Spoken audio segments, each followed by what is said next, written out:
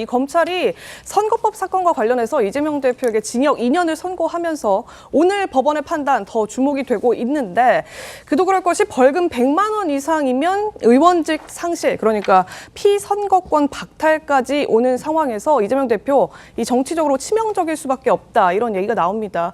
특히나 이제 형량에 대해서는 지금 그동안 동안 뜨거웠듯이 여야의 전망 또 크게 엇갈리고 있는 그런 상황입니다.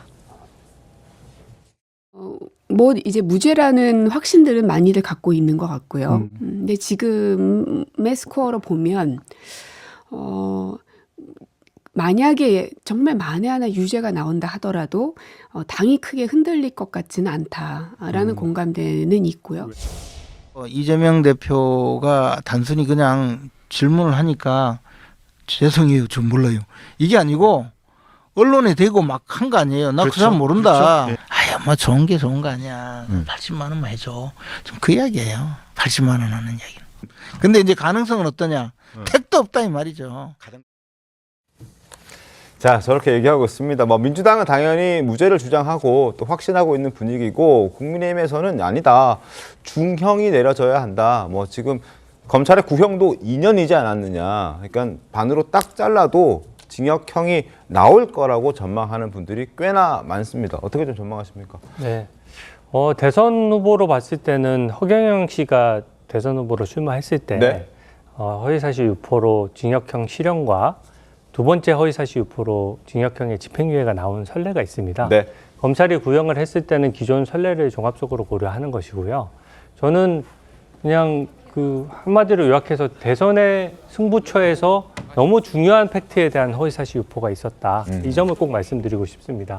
대장동이나 백현동 비리가 활활 타올랐을 때 이 이슈가 생겼기 때문에 허위사실 유포 사건 중에서는 가장 크기가 좀 큰 편이고요. 네. 그래서 저는 합리적으로 징역 2년 구형된 것의 한 절반 정도 선고를 저는 예측을 하고 있습니다. 그리고 하나만 지적할 것은, 물론 이게 무슨 저희가 재판이나 수사 기록을 다 본 것이 아니기 때문에 여기 계신 다른 분들도 다 마찬가지겠지만 이 추측에는 한계가 있거든요. 네. 네. 네. 근데 하나는 저는 확실하다고 생각하는 것이, 유죄가 나는 이상 네. 이 어제 150만 원 이상보다는 높게 선고된다. 이거는 저는 모든 사람들이 동의할 수 있는 기준이라고 생각합니다. 알겠습니다. 예. 민주당 입장 들어보겠습니다. 뭐 일단 뭐 양측 다 무죄 가능성이 높다는 게 지금 내부에서는 뭐 거의 그렇게 확신하고 있는데, 네. 그럼에도 불구하고 이제 재판 결과는 열어봐야 되겠죠. 만에 하나 유죄가 난다고 하더라도 네. 일부 유죄일 가능성이 있습니다. 둘 중에 하나, 뭐 대장동 건 더 가능성이 높다고 보는데, 그렇게 보면 이제 백현동 관련된 부분을 유죄로 인정한다고 하더라도 감경 사유들이 좀 여러 가지가 있습니다. 이게 이 국정감사장에서의 발언이라는 게 저희 국회 증언감정 법률에 의하면 여기에서 행하다 나온 뭐 법률 위반의 점은 그 법으로 처벌한다고 돼 있기 때문에 이걸 공직선거법으로 가져가야 될 수 있느냐, 이 문제가 하나가 있고요.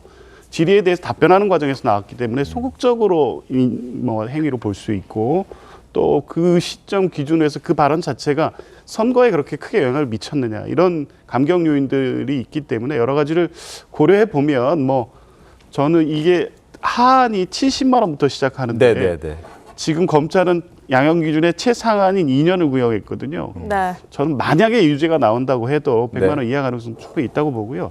아까 이제 이게 어쨌든 유무죄나 양형의 중요한 판단에 있어 김문기 씨를 모른다는 부분, 사실관계는 한번 정리를 하고 가야 되는데, 김문기 씨를 성남시정 시절에 몰랐다, 이 얘기로 끝났느냐, 그렇지 않습니다. 그 얘기가 대장동 관련된 얘기가 계속 나오고 있었기 때문에 그거를 앵커가 물었고 그 답변을 했습니다. 그 다음 얘기가 어떻게 이어지냐면, 그 뒤 2018년 이 문제를 가지고 또 공직선거법 허위사실 공표로 기소가 됐어요. 근데 그때부터는 김문기 씨가 계속 연락도 하고 이 제일 잘 아는 사람이기 때문에 전화 통화도 많이 했고 그 얘기를 쭉 연결해 갑니다. 그러면 앞뒤 맥락을 보면 이거는 이게 기억에 대해 처벌을 할 수 있느냐 없느냐는 다음 문제이고, 허위냐 또 허위성에 대한 인식이 있었느냐 이 문제에 있어서도 유죄 인정이 좀 쉽지 않을 것으로 생각합니다. 알겠습니다. 네, 알겠습니다. 이 전망들이 다들 엇갈리는데 조금 뒤면 이제 결과를 또 알아볼 수 있으니까요. 물론입니다. 좀 더, 예, 지켜보도록 하고요. 조금 전 이제 주진 의원님께서 말씀 주셨던 어제 그 더민주혁신회의에 이제 의원들의 회비 등등을 통해서 집회를 열도록 하는 방침이 정치자금법 위반이다 이런 말씀 주셨는데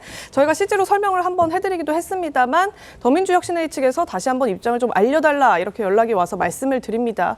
2,000명에 달하는 상임위원들이 50만 원씩 내는 연회비를 가지고 하는 것이다. 그러면서 당 조직적으로 당에서 지원하는 지원금은 없이 운용되는 집회이기 때문에 이 부분을 좀 참작해줬으면 좋겠다. 이런 취지로 설명이 왔다는 점 다시 한번 말씀드리겠습니다. 알겠습니다. 자, 오후 2시 30분 이제 이재명 대표의 1심 선고가 나오는데요. 결과를 한번 기다려 보도록 하겠습니다. 여야 입장은 첨예하게 엇갈리고 지금 많은 사람의 관심 집중되어 있는 이재명 대표의 1심 선고 날 바로 오늘입니다. 오후 2시 30분 저희 또 결과를 기다려 보도록 하겠습니다.